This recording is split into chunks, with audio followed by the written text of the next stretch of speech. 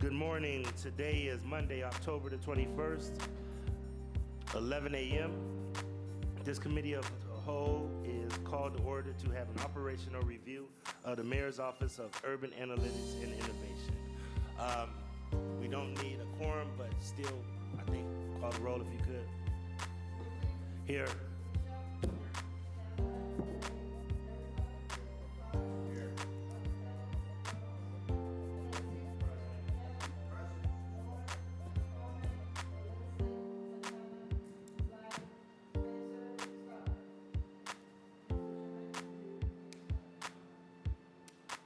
Okay, all right, thank you. So the purpose of kicking off this event, we know that Councilman Bishop had a long day of operational review hearings at Stella Walsh Recreation Center on Friday, but we really wanted to kind of set up the baseline with the Office of Urban Analytics. Remember, once again, to our listening audience, we are doing the budget different. We are looking at the operations, gathering recommendations that this council and this body has as far as staffing and what operational needs are, and then we'll deal strictly with the budget come February. So each and every department is coming before us. Today we have the Office of Urban Analytics with Ms. Crow, Ms. Liz Crow. And the reason that we're starting off with her is because we want to make sure that we understand how do we understand and see how efficient departments are operating, and how can we give feedback to the Office of Urban Analytics to make sure that we are continuously monitoring this data to see about operational efficiency. Okay? So I'll turn it over to Ms. Liz Crow, and then we'll proceed. Okay? Good morning, everyone. Good morning. Here to talk about my favorite topic, data mornings. All right, so today, please don't let the slides I sent ahead scare you. I put in a lot of bonus slides because as you have questions, I want to make sure I had enough of our pictures that we can answer those questions. In my world, sometimes a picture is worth 1,000 words. Today, we're going to do a short departmental overview and talking about our roles and responsibilities, the work we've done in 2024, and then also the work we are doing in 2025, how we are setting ourselves up, how we're framing our work going forward, and then we'll talk about staffing levels and vacancies. The punchline on my staffing is I am fully staffed. I have 0 vacancies. It can be done. I am also a department of 14, so I have empathy for those who are significantly larger. All right, so to start us off, the mission of Urban AI is to assess and improve program and service delivery through the incorporation of modern analytic and data best practices while ensuring high levels of accountability and quality deliverables. We are organizing ourselves into 3 business units right now. The first is innovation and process improvement. The second is open data and analytics. And the third is data platform and engineering. I will talk about each of these business units. They are purposely shown here as overlapping Venn diagrams because these feed into each other and folks move across these business units as projects require. For a little bit of background, most of you will remember this office was formed 2 years ago by this council. Under the request of the administration, we used to be called QCPM, or Quality Control and Performance Management. We have really taken a very different approach than where we were 2 years ago, which I think shows in both the work that we've been able to execute as well as how we're going to be approaching our work into 2025, but happy to answer any questions that you may have about that. Our org chart, we're set up, you'll see really roughly about 3 business units. You have myself, we have our assistant manager of audit control and personnel who does all of our office operations, our payroll. Our assistant director leads our data side of the house. We have our manager of open data and analytics. Our staff was just promoted into this role. I am so excited for his work, as well as data analysts and our lead for strategic data initiatives who report up to that employee, and then our data engineer. On the innovations and process side of the house, we've got a business analyst, a graphic designer, a performance assessment specialist, and 2 folks in the field doing quality control work. Go ahead. Okay. In terms of work we have done in 2024, we've had a lot of successes, and I'm really proud of the work that we've done. Urban AI was asked in 2022 to convene our Project 311, so to launch 311 citywide. This included setting up a public-facing online portal and improved data tracking and reporting, and then optimization of the call center. As all of you know, we launched 311 at the start of September. The role of my department has been the convener of this project. Internally, I've termed this 311 the iceberg project, in the sense that we have got our public-facing element above the surface that our residents see, that you all engage with, but a lot of internal process work has happened as well.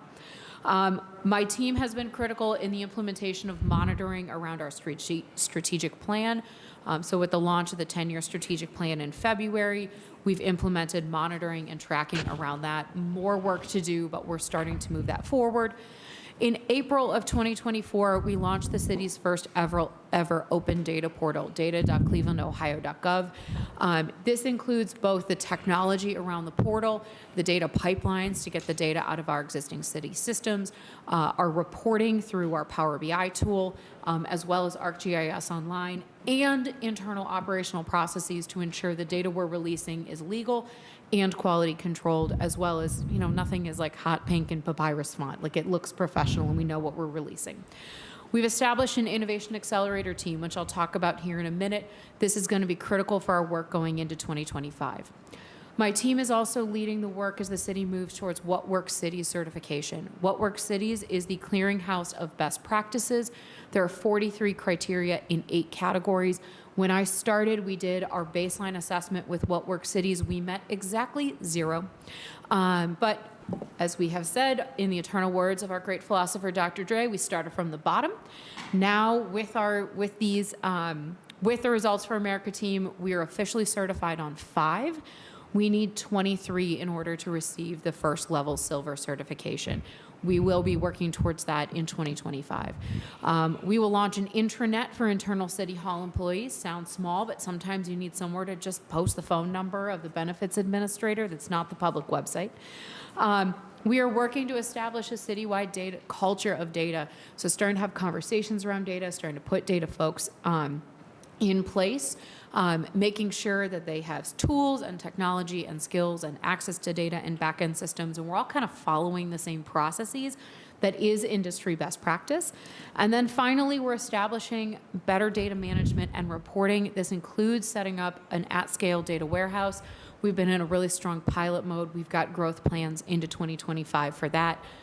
Happy to talk about that architecture. And then also setting up an executive level performance management program and departmental KPIs. We've chosen the program that's going to provide the framework for doing that. We've started piloting with our first departments. 2025 will scale that program. This is a mouthful of all the things we've done in 2024. Happy to answer questions across all of these. What I would prefer is if we get through the process and the whole presentation, and then what we'll do is if any colleagues have any questions, like I'm doing right now, your questions, so then we can ask Ms. Crow. Okay, thank you. All right, so where are we going in 2025? In 2025, my intention is to move Urban AI into a department that is running some fairly well-defined programs and making sure those programs are operational and functional. Those programs will fit in 3 buckets. The first, for innovation and process improvement, will include implementing and monitoring department and division performance measures. We have not done something like this since we had CityStat, and CityStat really hasn't been functioning at scale since about 2018. So we are ready to turn this back on. We've taken a look at the CityStat program. We've talked to folks who are here. We've looked at other city models.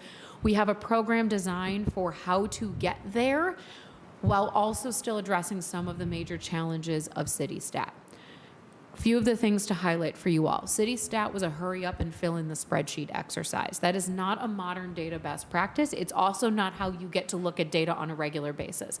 You want information typed into core systems or a central spreadsheet or something like a SharePoint list, and then we're able to automatically pull that data out on the back end and put it into a reporting tool. The industry on reporting tools has advanced significantly since 2018, and we are using Microsoft's Power BI tool. It is the industry leader. We own it enterprise-wide. There are no additional dollars that need to be invested to continue to do that work. The second thing we realized that went wrong with our City Stat program is that there were no wraparound services available.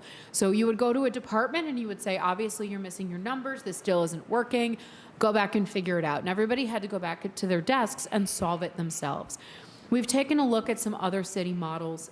2 weeks ago, I was in Denver looking at Denver's Peak Academy, PEAK. It is the industry-leading model for how to do an innovation accelerator program. We took a look at their program as well as the content.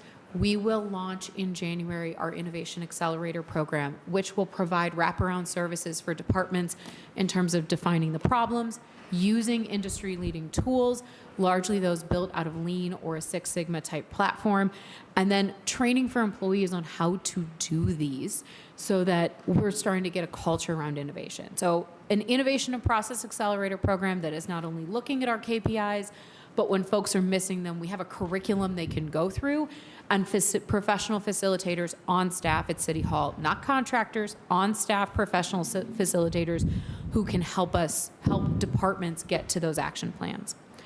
Our second line of business is our open data and analytics unit. The goal of this unit is to first and foremost operate our open data portal, so data.clevelandohio.gov. Second is help departments do Power BI so that we have a hub and spoke model for data folks, similar to an HR hub and spoke where you have a central HR department with HR folks in each of the departments. Third is to convene those city data leads on a regular basis so we are all at a professional standard, helping consult with our departments on how to do their data work, and then achieving What Works City certification. And then our final business unit is data platform and engineering. This is really about getting the data out of our source systems in a place where our analysts can access it, and then establishing regular governance and standards with our IT department so that we are able to empower our data folks to get that data to put it into reports. And then last but not least, we are at a head count of 14. I have 14 employees on staff right now. In addition to these 14 employees, I'm fully staffed at 2 interns. For next year, I'm asking for a 3rd intern as well. No vacancies, and I'm looking for, I've been approved for 16 positions in 2025. Thank you. All right, thank you. We're going to the line of questioning, just a couple of things. Yeah. Quality control, why do you only have 2 positions? It would seem like quality control is very essential to monitoring the departments. Yeah. So these are our quality control inspectors are 2 positions who have been in the department for the last 7 or 8 years. So before my time here at the city, they are literally in city cars driving around inspecting what's happening out in the city. I think of that as a critical piece of our quality control function, especially as we're expanding 311. But our quality control is much broader. And sometimes quality control is, are you processing, for example, applications efficiently? That's not about going around the city and looking for things. That's about setting up reporting. So our quality control inspectors are 2 gentlemen who are out, feet on the street, driving around the city, but we're doing it in other ways as well. Thank you. Yeah. I'm trying to really make sure that I understand, because part of the reason that we started off with you is because we really want to utilize this office as a way to monitor how efficient the departments are operating. Yes. And that's the whole point of this hearing, and all of these hearings are operational.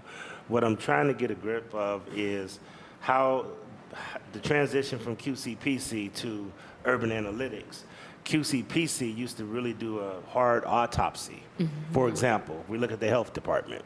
Are we doing more testing, or how are we identifying lead hazards? And they would really pull up and do a deep dive into where there may be breakdowns or where there may be efficiencies that can be implemented. How do you guys do that? It's a great question. To this point, we have gone into departments and kind of put a package together of a couple moving parts. First is, where are you keeping the information? Do you have a spreadsheet? Do you have a system you're typing it into? In the example of the health department, they type a lot of information into the state-owned system by regulation. That's their law. So understanding what data they have, and then starting to put some reporting in place, either built by my team or built by data analysts who were embedded in that department or that business unit. Some of our departments have data analysts, some do not. The second piece we're looking at is, what is the business process that you're following around that information that you're tracking? I think some of the best example of the work we've done to date is on the implementation of 311, where we had to track the business process and then realized that it wasn't working, and we were having to make those tweaks either prior to implementation, and then there's some optimization to happen in the coming months. My intention in 2025 is to formalize that work so that my small staff can start to do it at scale. What that will look like is we will start to meet with departments about their performance measures, because we haven't done any definitional work in years of what is a performance measure. And we have not done professional development ever around really a modern data literacy. How do you manage to data? How do you measure data? We have an enterprise that is struggling with data literacy and struggling with, really getting ourselves up to a modern standard. We have pockets where they are exceptional in that work. I look at some of the work that building and housing is doing now by having an analyst and starting to put in some performance measures of how many inspections each inspector should be doing in any given day, week, month, or year. They are making exceptional process in tracking that, but we haven't done it at scale. So we've got some really good work that's happening. Once we define those performance measures, we're going to get the data out of those source systems. I have much of it, more to go. And set up ongoing monitoring reports. We can release those onto our open data portal. We can also release all of that directly to council. And then providing on the back end the wraparound support using tools like Lean Six Sigma, where folks can come in, and when we say it is not working, we can define what the problem is so we can solve it efficiently. The framework we're going to use to define performance measures is called results-based accountability, or RBA. And it is really about measuring, at the end of the day, how well are we doing, and is anyone better off? So thinking about inputs, outputs, and outcomes, and organizing our data in that way. So we say, we know community-wide we want lead levels to go down. These are the things the city can control, and we are working up to standard on those things, but also acknowledging that sometimes at a population level there are other factors that maybe are out of our control. But making sure we're measuring those inputs and outputs that the city is doing in order to see the trend in our outcomes.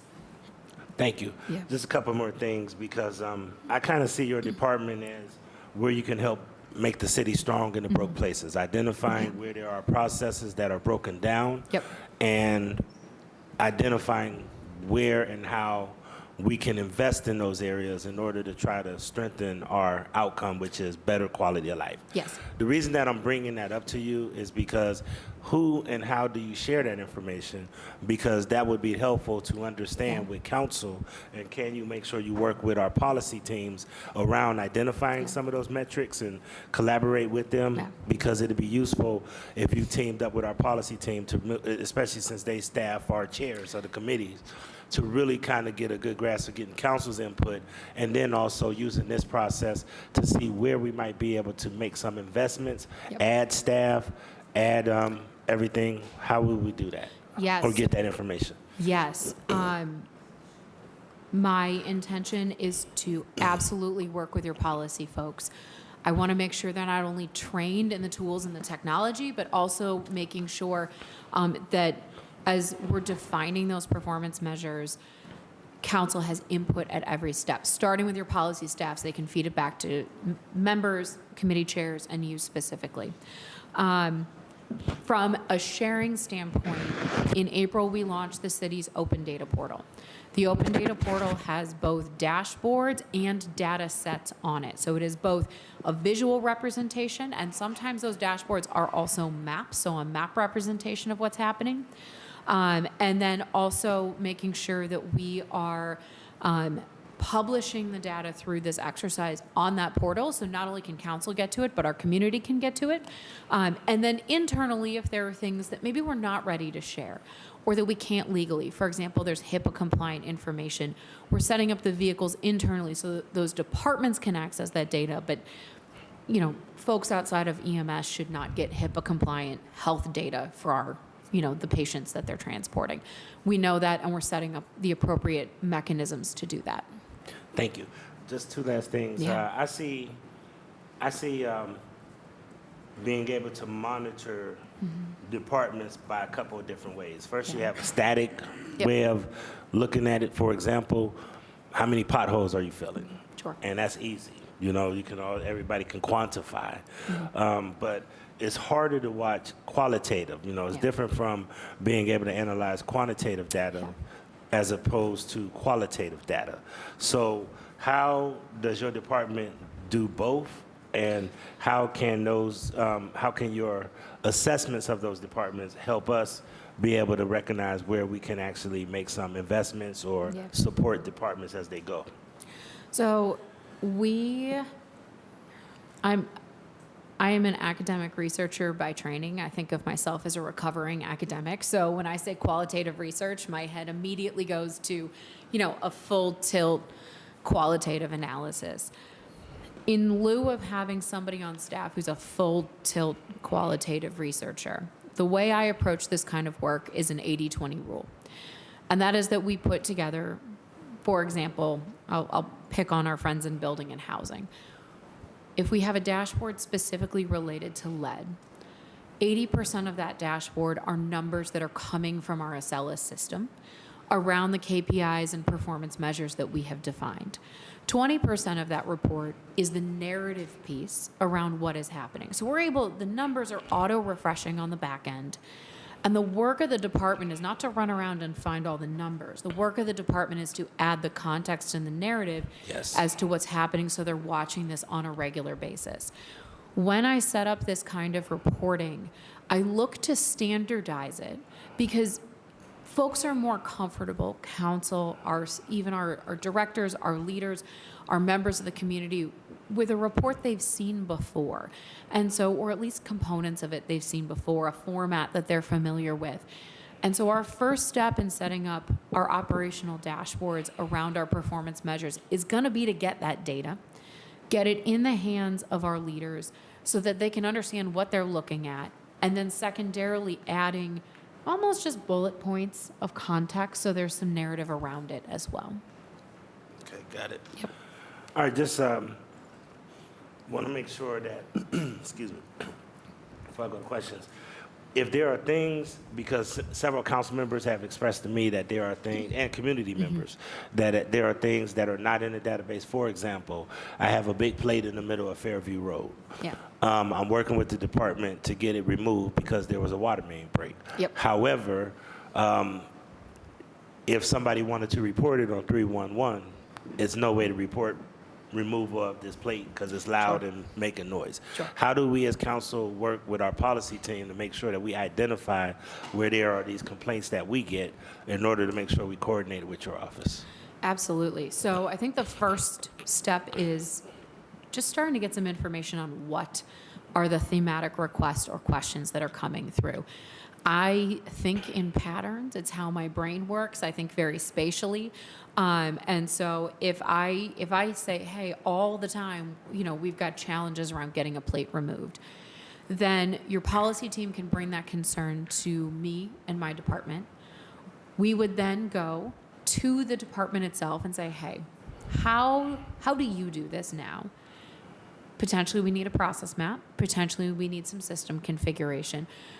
Some of these for a while might be special snowflakes where we have to treat each of them separately, but I think we'll get to a point where we've got some patterns and trends. 311 may or may not have everything in it, but at least we will understand a process by which that request gets reported in. So even if somebody can't go online because we don't get enough volume to justify an online form, they can call into 311 and have it routed appropriately to the folks to do that work. Okay. Yep. And last but not least, KPIs, known performance indicators. Key performance indicators. performance indicators. KPI being key performance indicators. I use the term performance measures as a synonym. There are some technical differences, but as synonyms, just measuring inputs. So what are we putting into the process? How many things are we typing in? Outputs, how many contracts got signed? How many applications got approved? Outcomes, did we broadly move the needle in the population? All right. What do we get from What Works Cities? So What Works Cities is our clearinghouse of best practices. So we have had specialized coaching with Results for America through both an Ohio cohort and then a subsequent 6 months of personalized one-on-one coaching.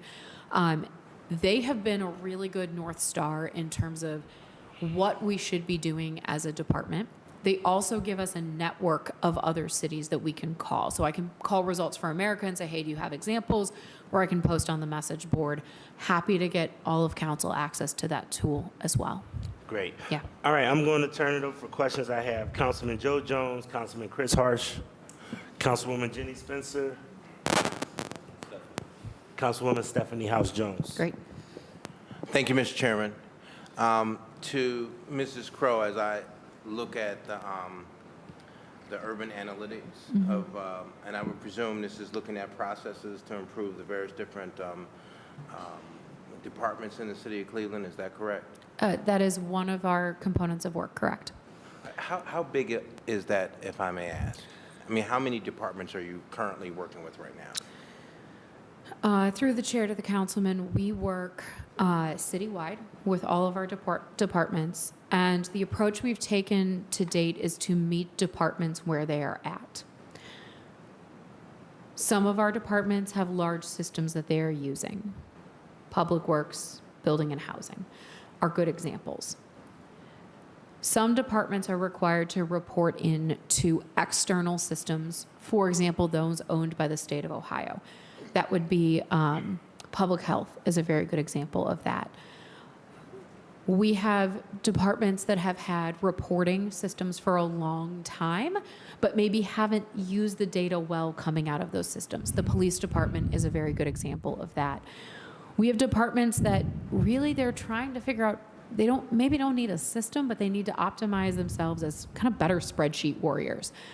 Community relations is an example of that. And so we have looked for avenues. We work, I think, with every department citywide, meeting them where they're at, and then starting to bring in modern best practices with our technology.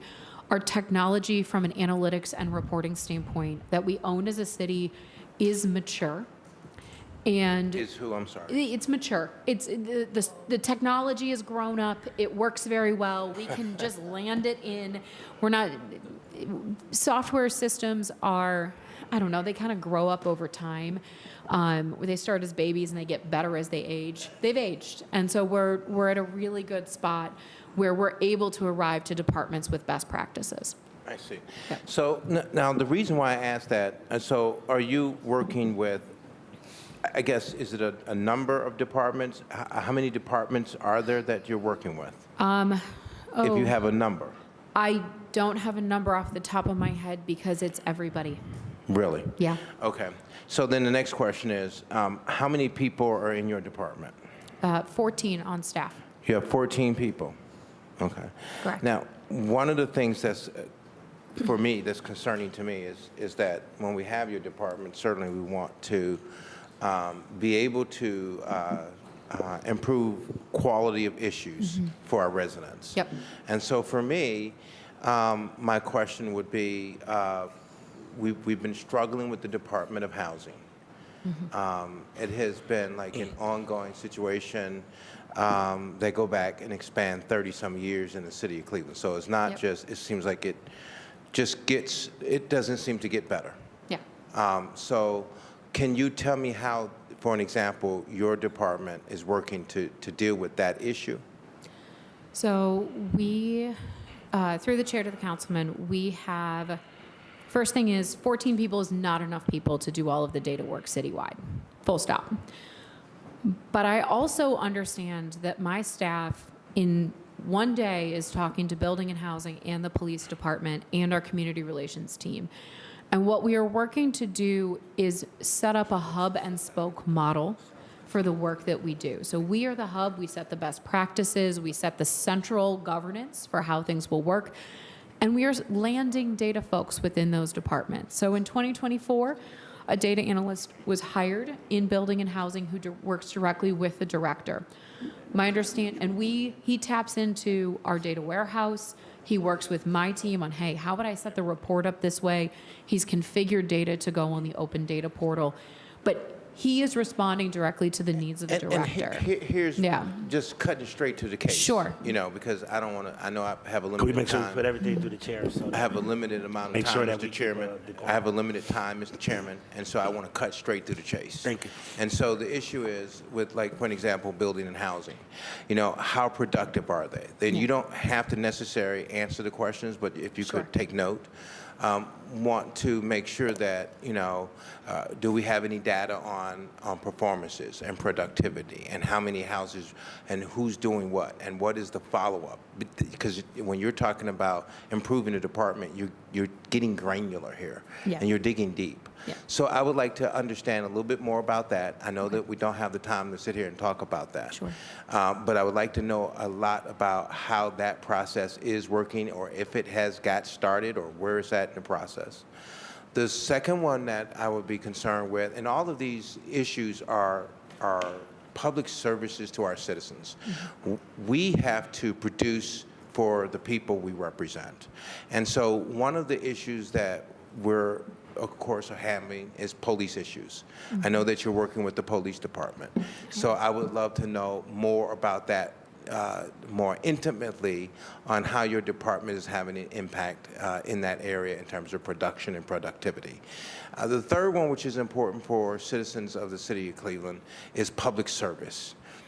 Each year, since I can recall, for the last 15 years, we've had a problem with, and it's gotten better, with illegal dumping, vacant properties being cut in a timely fashion versus a lot being cut every 8 weeks or 9 weeks or 10 weeks. Yep. So those are issues that are life quality kind of issues. I think that is very important that we prioritize your department to work in those areas that are of major concern for the public. And then, of course, public health issues in terms of how many health inspectors we got. Are they doing their work? All of those things for me are kinds of calls that constantly come in.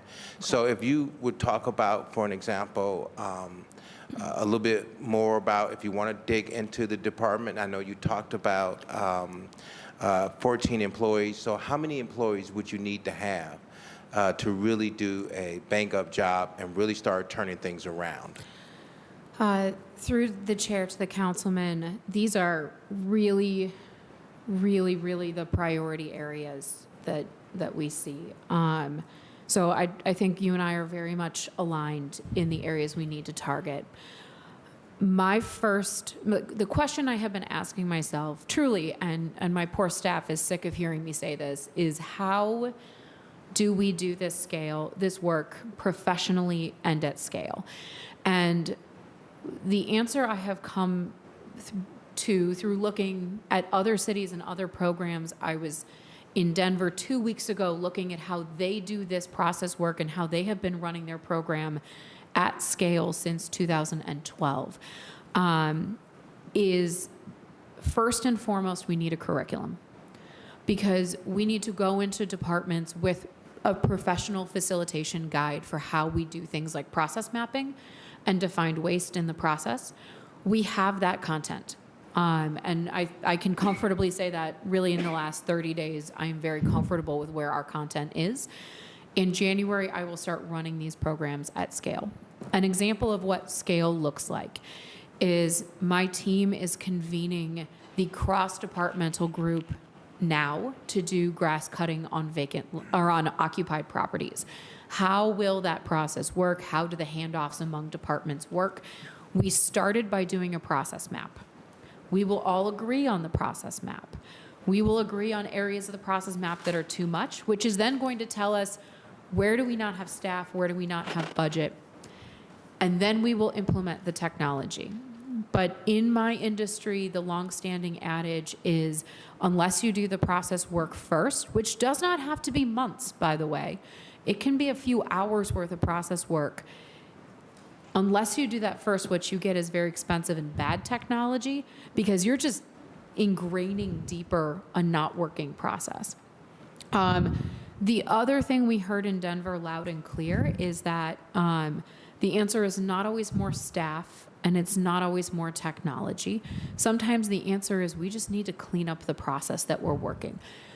But I don't want to assume that's the case going in anywhere. So for grass cutting on occupied properties, we're doing this every 2 weeks. We're meeting as a team, we're convening the group, we're landing deliverables like a process map. We will put in monitoring on the back end once the technology is configured. Starting in 2025, our intention is to launch a program where we can do those a little faster. And that's the curriculum we'll be putting in place. I've asked for 2 more folks in my budget, which the mayor's office is supportive of. One will be a business analyst, the other will be a data engineer who will be doing basically pulling the data out of our systems type pipeline work. When we look at, I'm going to pick on Denver because they're fresh in my brain. They started with 2 folks doing this work. 12 years in, they're at 8 just doing process work. What I'd like to understand right now is get a curriculum in place, get a queue of work. I already have a queue of projects.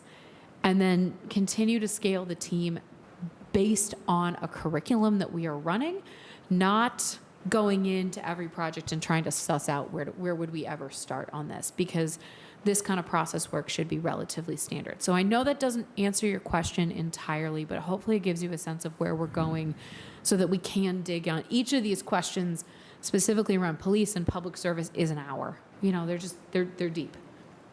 So, yeah, and I gave that to you because I know that it would take a long time to really process it here. And then maybe at a later date, Ms. Elizabeth Crow, we can talk about this because this is really significant to the population I serve. And then when you talk about curriculum, are you referring to say a map or a system, for an example, of what building and housing is supposed to be doing? What's that definition and defining work when you say curriculum? Is that what you're referring to? So through the chair to the councilman, the curriculum would be, for example, the 1-page cheat sheet on how to do a process map that we can give to our staff, because our staff can do this. These are smart people, but we haven't given them necessarily the guides. How to do a process map, here's a pile of sticky notes. We're gonna go through this in about 10 minutes, and then we're all building a process map together. And then once we build that process map, a set of tools largely based on Lean Six Sigma, things like fishbone diagrams and communication circles and walking charts. All of the, like, what are the tools to help figure out why this isn't working? Because these are all defined tools in the market. We just need to start using them, and that's a facilitation exercise. I see. And then lastly, Mr. Chairman, to Ms. Crow, can you give me a good example of, and Mr. Chairman, I may have some more questions. I'll come back on the back end, Mr. Chairman. But I just want to, can you give me an example of a department that you've been working with that has showed great change and promise, and something that you can say, hey, this is one of my babies we worked on, and now look at it? Through the chair to the councilman, there's so many good ones. Give me your best. Police. When I started here 2 years ago, and I will be fully honest, I will say this to the chief and the safety director's faces, I thought, man, I don't know that those cops are ever going to talk to me, but okay, we will try. The police have released data on crime incidents, calls for service, consent decree data from their open data portal. We've partnered with them on hiring their crime analyst. We're in ongoing conversations about how they can do their data work better.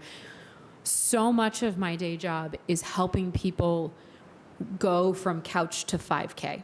You know, we are not doing data work. We know we got to run a 5K. We want to run a half marathon someday.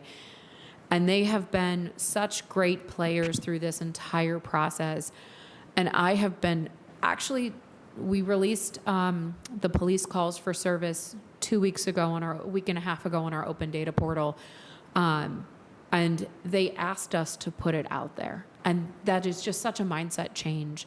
I see similar changes in building and housing and community relations and public works and 311, but I'll call out police as being really movers and shakers. Thank you, Mr. Chairman. Yeah. I yield. Thank you. Great questions, Councilman. Councilman Chris Harsh, Councilwoman Jenny Spencer, Councilwoman Stephanie House Jones. Thank you, Chair. Good morning, or afternoon. Morning. Morning. Morning. Morning. Two main issues of question. One is about the open data portal. Yep. You pointed out through the chair to the director that DC is 3 times the size of Cleveland and gets 1/3 of the requests because so much extra data is in the portal. So what is left to add to that portal? And then what is the order in which you plan to add departments and Through the chair to the councilman, there is so much left to add. Enterprise-wide. So the way we think about the portal is we are adding data sets on a continuous basis. So the portal is forever changing and growing. Just because we have data from the Acela system, as an example, doesn't mean we have all the data in the Acela system out there, because we want to curate them into appropriate data sets that folks can use. So I'm sorry, yeah. Director. I just mean on a Yeah. high level. Building Yeah. and housing next. Public power next. What's the order that you plan to get stuff in there? Between now and the end of the calendar year, we have more data from public safety, specifically Safety. related to calls for service. We've started conversations with public health. We have some of their environmental complaints up there. There's questions about getting data out of state systems, so maybe not by the end of the year, but we're working on it. We're just now getting access to some of our financial data, so starting to begin to curate that in early part of 2025. And then as we march through performance measures citywide, that's going to help us set priorities. For performance measures, we're starting with time to hire and our procurement process, and then we're also looking broadly across the integrated development cluster. Okay, so through the chair, you don't have a specific checklist of departments you want to go through and integrate the whole department and then move on to the next department? It's not. Through the chair to the councilman, no. And the reason we don't is because often our time at the front end of doing this is about getting access to the data from a specific system, and each of these systems sort of has different arcs in terms. It's a technical reason at the end of the day. Some of these departments, maybe the data lives in 4 or 5 spreadsheets, and we've got to back it up and help them get it into one central location. So sometimes we might start with a department, but they're kind of, each team is running at a different pace. Okay, so just through the chair one last time. So we can't highlight the most requested information, go to that department and get that information out there first. So through the chair to the councilman, we do. So we meet every week with our public records team in the law department. They pull up what is the next queue of most requested information they're Okay. getting, and then we're targeting that from there. Okay. Yeah. Then my only second really group of questions, Mr. Chair, is on page, well, it doesn't really matter, I guess, I've got a page whole 6, the bunch, data yeah. platform and engineering. Yeah. We talk about establishing ongoing governance and best practices. In short, you can think of data as outward facing and inward facing. There's a lot of data the city has that the city does not intend to share. Yep. Employee addresses, tax data, stuff like that. And then a lot of data we do plan to share, but we all know that we were the victims of a ransomware attack last year, I think it was now. And my question through the chair to you is, do you know if that attack was a targeted attack or a drive-by attack? Have we disclosed that? Through the chair to the councilman, I do not know exactly the nature of the attack. I am not on the specifics, and that really is a question for our IT department. Okay. Yeah. So the reason I'm asking is that if we're doing data engineering, a lot of attacks are attacks of opportunity because there was a system out of place, a defensive, digital line in the sand that was easy to cross. Through the chair, how are you working with our IT department then to ensure that the data you're making available has not become a new source for future attacks? Yeah, so through the chair to the councilman, actually, I'm going, okay. This is the very high level of the architecture for our data warehouse that we maintain. So we take data from our source systems. These are each secured individually by both our IT department and the vendors. And we set up networking pipelines to pull that data into our data warehouse. Those pipelines we meet every week with our IT department and secure both the data in flight as well as in the warehouse. The engineering work is the curation of the warehouse at that middle level. And then we have a one-way pipeline from our data warehouse to our open data portal. So we don't we don't connect back, and we push and store data in our open data portal. The entire architecture was built in partnership with both the IT team as well as our vendors at each stage to ensure we have not only the encryption at rest and appropriate security protocols in place at rest, but also that it's, you know, each platform is secured appropriately. Someone could get in, those are possibilities. I think unlikely in this architecture because it's all a SaaS cloud-based architecture at this point. But we've also set a protocol, so if you get into one level, you don't get into the whole thing.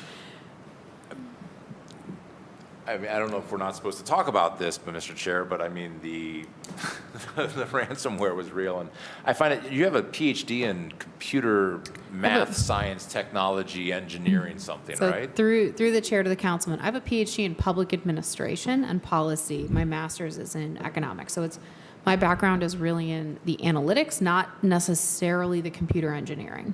Okay. Yeah. All right. Well, I hope that when IT comes in, we can finally find out what happened, because I think the people of Cleveland should find out at some point. So that's all I had. Thank you, Chair. Thank you. Councilwoman Jenny Spencer. Thank you, Mr. Chair. I believe Dr. Crow is the only PhD at the table, so kudos for that. So, through our chair, Dr. Crow, you've been really busy. Every time I learn about what Urban AI is working on, it's always more than I thought. It's a high volume of aspirational goals, and thank you very much for this today.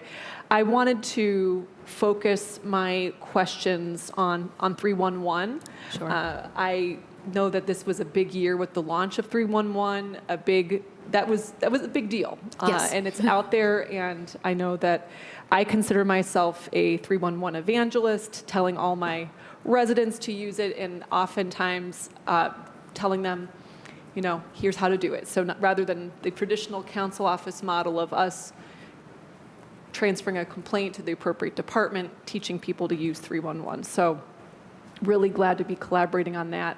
So I just had a couple of questions related to 311.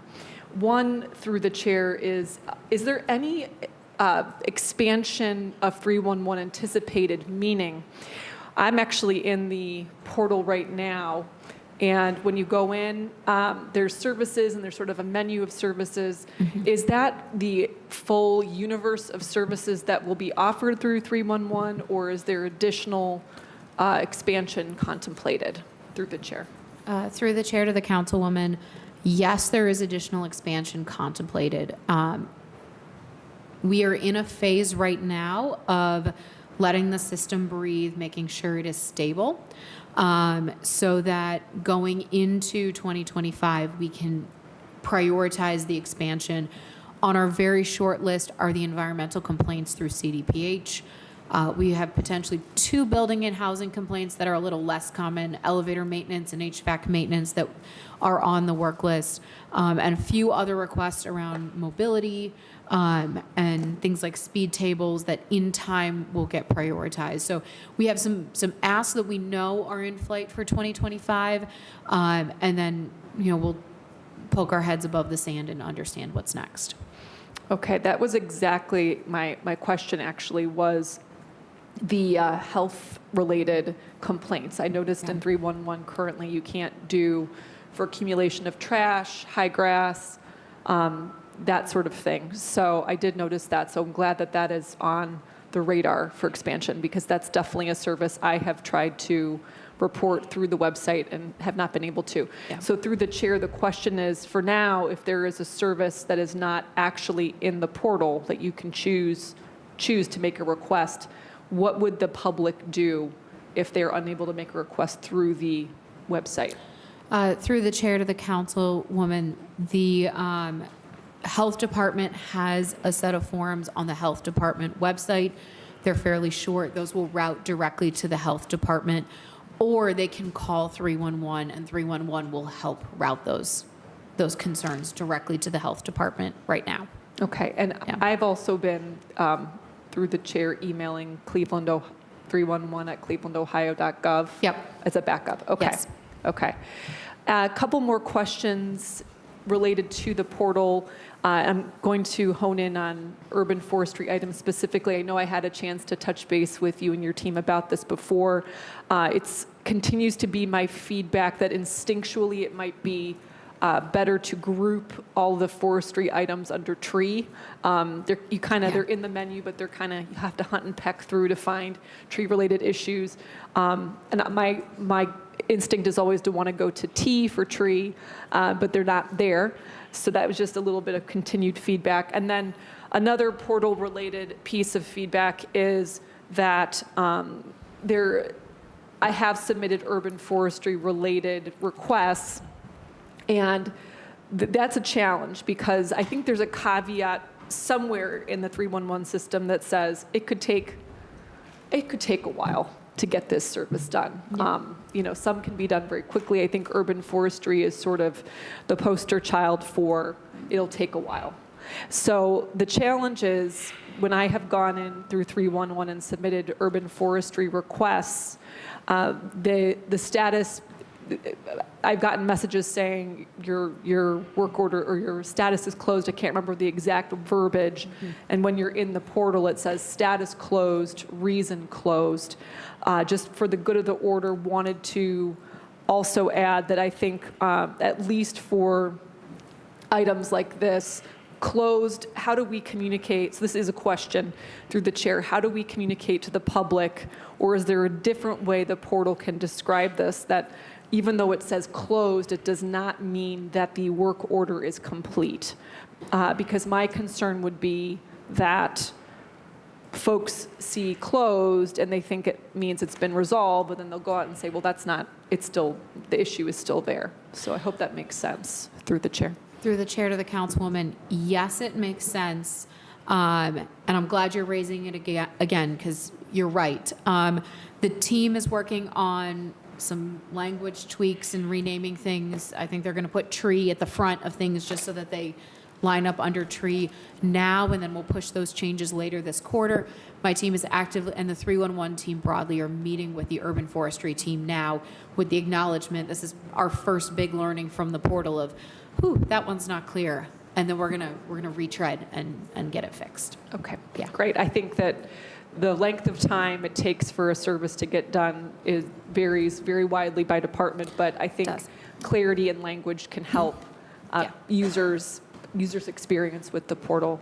So that was it, Mr. Chair. I also just wanted to thank Dr. Crow for inviting council to give feedback and participate in the process. Thank you. Thank you. Councilwoman, you asked a very important question that actually is kind of the purpose of what we're looking at for this, and I just want to make sure, if I could, to follow up on that. If you do see a department is taking longer than Yeah. possible, this is my thing about how we're looking at static versus dynamic. Like, it's easy to count widgets, but if we're looking at, okay, this department is having a long time solving an issue or closing out a ticket, then what does that indicate? Does that indicate we need more staffing? Does that indicate that their business process needs to change? How do we look at that and make the recommendations? Because part of this, trying to match with that, is if we see those long wait times, should we be adding more staff to urban forestry in order to try to reduce those? So, to the chair, it really is the question at the heart of the work that we're doing. I'll pick on urban forestry because it's the topic on the table. Where we would start with them is by mapping the process that they follow and looking for ways where, are there things we can add efficiencies to? I know a lot of cities struggle with trees. There's a lot of trees. There's never enough people to deal with all the trees. But are there things that we can make more efficient in the process? Even things as simple as making sure the shop is organized when they all get back, and so everybody can find the parts that they need for their equipment on a regular basis. That can buy back some time in everybody's day. And they're sometimes the things that if you don't carve out time to do them, they just don't happen. So helping facilitate some of that work. We might get to recommendations for legislation changes. We might get to recommendations for more staff, but then my question becomes more staff to do what? Do you need more foresters? Do you need more administrative staff? Are they typing things into the system in a weird way? And this is where I view the role of my department to come in with a curriculum and a facilitation guide so we can get those answers quickly, knowing that the answers for urban forestry or waste or parks or streets are going to be different based on the problem that we're looking at. So I know it is a non-answer to your question other than we are completely on the same page. Interesting. Okay. I hope we're paying close attention to that because that's Yeah. critical to what Okay. she's trying to do. Councilwoman, because just on that point, just the reason I mentioned that, and I'm going to Yeah. go to Councilwoman, because you can just, it's easy to say if we're looking at lot cutting, it's easy to say we need more crews, we need more bodies, we need more XYZ. But I learned a long time ago Yep. that unless you also have the proper management, you can get more bodies and not get the production. Right. So that's why I'm trying to figure out how to marry the two. Yeah. And that's where we're navigating where we need to invest and where we need to divest, quite frankly. So those are things that if we can think that through. Councilwoman, I apologize. Please move forward. No, thank you, Ms. Council President, because that's really, I'm going to build off of your point. I just want to make sure I understand what Dr. Crow shared. To me, it sounds like step one is a facilitated mapping of the process. Are the Yeah. processes that the department has working? Are they working optimally? Is the workflow optimal? So it's first figuring out a process, optimizing process. If all parties feel that process has been optimized, at that point, it would become a resources or budget question. I want to make sure I understood that correctly. Dr. Crow? Through the chair to the councilwoman, yes. And what we are targeting is a facilitated process session. We have all of the guides from our peer cities, so we're going to put that together in the next month into a curriculum that works well for us. And it is really Clevelandified and ready for Cleveland. And then the other piece that I would like to see from departments are action plans that go with that process. So an outline of, we did the process mapping, we've identified areas to optimize it. Who is on, what are the tasks and who is responsible for moving those forward? Because that's what will hold us accountable. And then the last piece is from me, from a leadership level, making sure that I have other departmental support. And so if the problem we identify is not budget or legislative, but instead maybe a technology problem, maybe folks need tablets in the field, we can bring our IT staff to the table to help them do that. Maybe they need training on how to use those tablets. Maybe we need, maybe it has nothing to do with technology. Maybe they have enough people, but they're in the wrong roles. There's lots of things we can work on, but getting through that process map and then to identifying an action plan, which may include legislation or budget, but maybe not. Thank you. Yeah. Thank you so much. Great question, Councilwoman. Councilwoman Stephanie House-Jones, I know that you're the resident expert on this, so looking forward to hearing what you have to say. No, I'm really not. But thank you through the chair, to Director Crow. Thank you so much for your presentation. I guess in looking at the operations, so I have a varying different questions. Can you talk about what thus far has been the adoption from the public when it comes to 311? Sure. Through the chair to the councilwoman, we're running about 30% of our service requests coming in right now are coming through the online portal. We're monitoring weekly where the foot traffic is going online versus through the phone system. We got some numbers from New York City when they implemented their 311 system about 7 years ago. I could call around to some other cities if it's helpful. Took them about 7 years to go from majority phone to majority online web service. They also have an app. Their app doesn't get a lot of traffic. It's really their website and their service requests on their website that get the traffic. My hope is we are shorter than that, just because from a communication standpoint. But we're since launch, we're sitting around 30%. I do think I need a few more months worth of data to make those numbers really firm, but that's about where we are. Right, so I guess just through the chair to the director, clarification, can you talk a little bit, I know online is one, and then you, I guess the grouping is phone, but it's the difference between text messaging phone, because we are hearing about the utilization of doing this via text message versus on the phone. What does that mix look like? Through the chair to the councilwoman, I don't believe we have a text message service that folks are texting. So they would be either emailing 311 directly and the call takers would implement it, or they would be calling the call center and the call takers would implement it. But we've not turned on text messaging at this time. And then as a follow-up through the chair to the director, as we are looking at the online and phone utilization of 311, what does it look like geographically across the state? I mean, have you all looked at that analysis to see, like, these are the areas where? Yeah, through the chair to the councilwoman, we have looked at peer cities. Columbus just redid their 311 as well. I do not. Point of clarification, I was talking about here in the city. Oh. Like geographically of I thought you meant adoption. across the state. No. Okay. Geographically, are there some trends that you see? Oh, it seems like this area maybe get, I'm trying to get an understanding of what that looks like. Through the chair to the councilwoman, the map of exactly where service requests are coming in, you can break it down by service request, is on our open data portal at data.clevelandohio.gov. We're geographically fairly, if you look at the top line of service requests, we're pretty consistent, east side, west side, central. There are some service requests that spike in different areas, like overflowing trash can tends to be more of a downtown request than a suburban request, or middle neighborhoods request. But we have not seen neighborhoods, actually some of our east side neighborhoods are more active in the service request, entering both electronically and phone than our west side neighborhoods right now. Okay. Yeah. And getting into, I asked, I was like, hey, what does the Ward 7 report look like right now, right? Yeah. And it'll tell me that there are, right now we have 6 open cases, 15 closed cases. But can you talk about a little bit of when it says closed, but from the user's perspective, it's not closed or responded to? So does that make sense, what I'm saying? Like, it'll say closed on here, and one of the things that our office does is we go in and check, and they be like, well, no, it's not.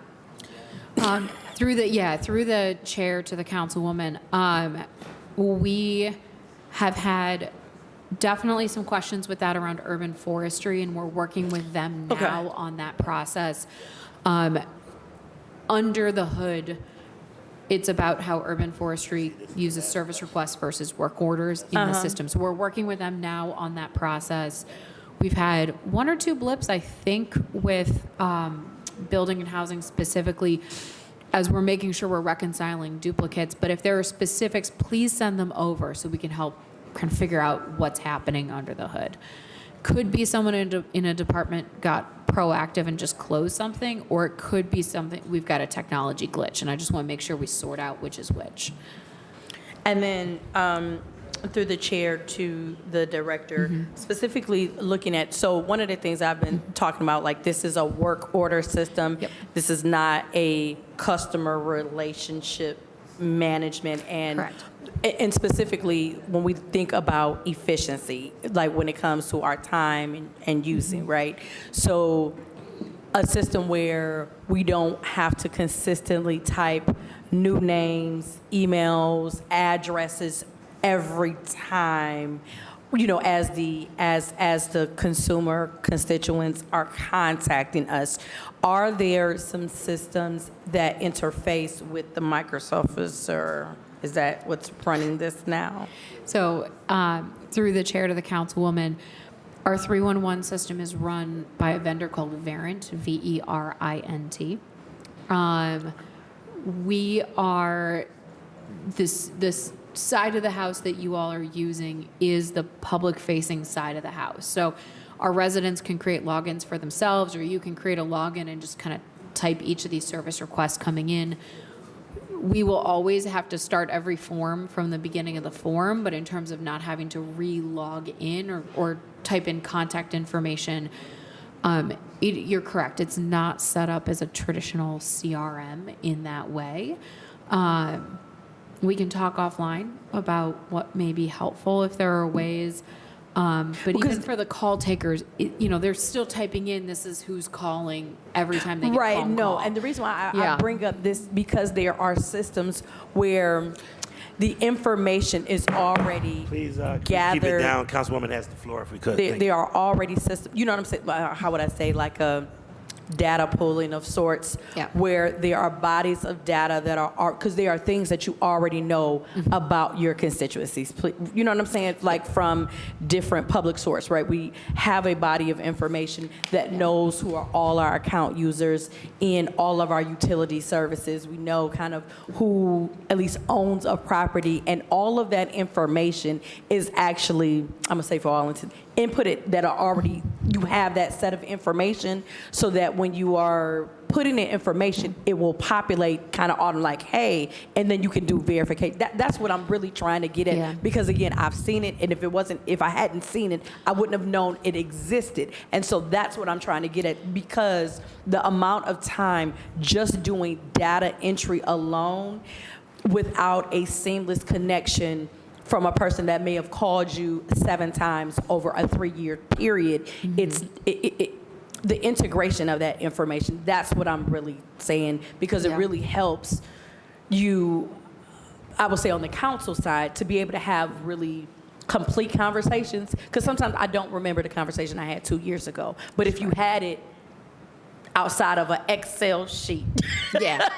would Yeah. be really helpful. Through the chair to the councilwoman, we have not preloaded our 311 system with everyone's contact information, and that was on purpose. But I know we've talked, and Councilman McCormick has been part of these conversations about really council thinking at some point about a constituent relationship management system, which may serve a very different purpose than a 311, because 311 is like a route directly to the department.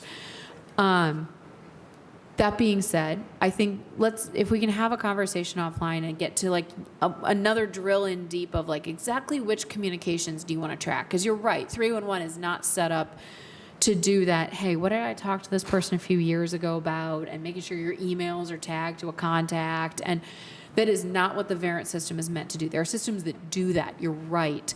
And it sounds like we probably need another conversation really to understand the scope of what you, and formalize a scope so council can decide what they would want to buy. Councilwoman House Yes. Jones, would you allow Councilman Jones on that point? On that point, Councilwoman. The 311, the way it's set up right now currently, how many people are staff in that department? Through the chair to the councilman, there are 10 call takers on staff right now. All right, thank you, Councilwoman House Jones. Yes, and then you talk about through the chair to the director, what works cities certification. Yes. And you indicated, we can make that available to council. I guess, see, this is one of the, Yep. so this is the things of like, it's like, well, maybe we can make it available to them. What would be the value? Yeah. What is the actual value proposition, and how do we get to a place? Tell me, what's the value proposition? Great question. Through the chair to the councilwoman. So what works cities is they've put together a clearinghouse of your best practices. For me, we log into a portal and we're basically responding to the questions, and they're saying, yes, you guys are doing this at the industry standard, or nah, you got some areas to improve. And it's a signaling device for the city as a whole to say, yes, we're doing well. The value proposition for council would be there are also message boards within that system where cities can communicate about what those best practices may be or post questions to others. So if you're really interested in digging deep, I'm happy to get you in under the hood. But just even being aware, you don't have to log in to do this, just aware of kind of what those best practices are. I'd be happy to come back and do a longer presentation to council on what works cities, what are those best practices, what are the ones we've met so far, what are we working on next, those sort of things. And then, I guess through following up through the chair to the director, understanding different individuals' learning styles. Yeah. Do we have, do we have video demonstrations of our 311 system versus public-facing and internal-facing? Because as you talked about, Yeah. the idea of building curriculum, things of that nature, where are the learning opportunities based on your learning style? Through the chair to the councilwoman, we have created videos both internally and publicly. The public videos are posted on public social channels. If they are not linked on the 311 website, I will get that resolved. And then internally, we post them in our Biz Library system, which is our employee video training catalog, where staff can access those. For new call takers, we've put together a series of videos within Biz Library. I know they have a wish list of more videos that they would like, but we're developing that curriculum, the video curriculum within Biz Library. Okay, yes. And that's the thing, sometimes it is exceedingly difficult to find stuff. Yes. Like, it's really challenging. And so this is my last question. Through the chair to the director, I guess, what was the decision to go with the system where you had to register versus just having a system where people can just put in their information, get your code? Like, can you explain that? Because I just, the registration sometimes, I think, it's a bit much. Through the chair to the councilwoman, every system that we looked at had an opportunity for our citizens to create a login. So that, and then we could control internally whether they were required to create a login or not. Many cities we looked at that include this vendor as well as other vendors just put out a blanket request that said, in order to do anything through our online 311, you must register and log into your account. We chose not to do that in Cleveland because we didn't want to put up barriers for folks who didn't want to register or didn't want to create an account. So what we opted to do is we opted to select selected service requests where we asked that those submitting service requests logged in, but the majority of our service requests do not require a login, and you should have to not provide any contact information. Should not have to provide any contact information. Okay, and this is the last question. So I'm going back to like the videos. Okay. Being on a 311 system, and like I said, maybe I just don't know where it is. Through the chair to the councilwoman, it was on our social. I will get back with our team and have them make sure it's on the website. For sure. Okay. Yes. It has been lost. We will find it. Okay. Yep. All right. Thank you. All right, thank you, Councilwoman House. And I really, Councilwoman House has a lot of interest in a constituent management system. And before I've asked her and others to look at all options of marrying all of these systems before we, as council, make a major investment, Yes. because that's something that a few people here would like to move towards electronic system. As my friend Polensik says, he is the record management system or the constituent management system, but others are more into trying to track that conversation that they might have had 3 years ago. So I really would like us to really delve into that before we make a critical decision on our council about that, because that's a conversation we're having. Okay? Sounds like we're ready for a process map. Okay, sounds great. I'm looking forward to that. Do we have any other questions for 311, and Dr. Crow.